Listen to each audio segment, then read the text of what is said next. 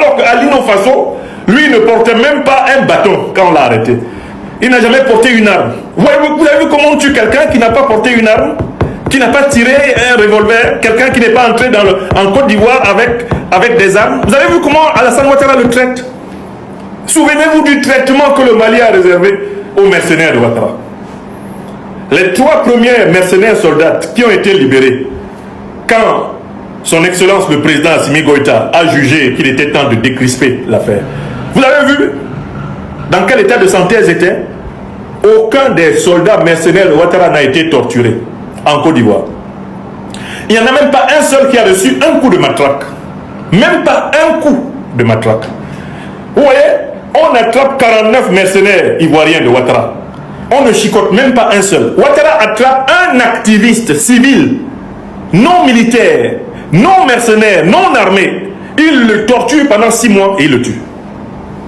Je voudrais appeler nos dirigeants en Afrique de l'Ouest, notamment de l'Alliance des États du Sahel, à bien noter le 2 poids 2 mesures qu'il y a entre le traitement de ce que M. Ouattara accuse en Côte d'Ivoire et le traitement de ce que l'Alliance des États du Sahel peut accuser dans le Sahel.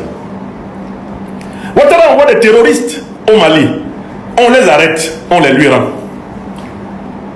Un innocent, un activiste, un civil, un militant, un panafricaniste qui n'utilise que le verbe et l'écriture à Alino Faso, on l'arrête, on le torture et on le tue.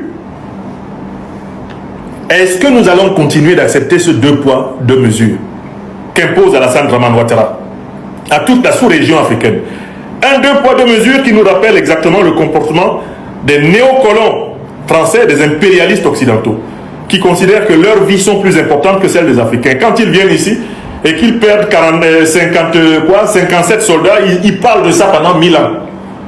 Alors que les Africains sont morts à 2 millions pour les libérer du nazisme. Participer à leur guerre de nationalité là-bas en Europe. Ils n'en parlent pas. Alassane Ouattara veut-il nous dire qu'on peut sauver la vie à 49 soldats mercenaires ivoiriens entrés illégalement en sol malien, alors que lui, Ouattara, ne peut pas préserver la vie d'un activiste civil?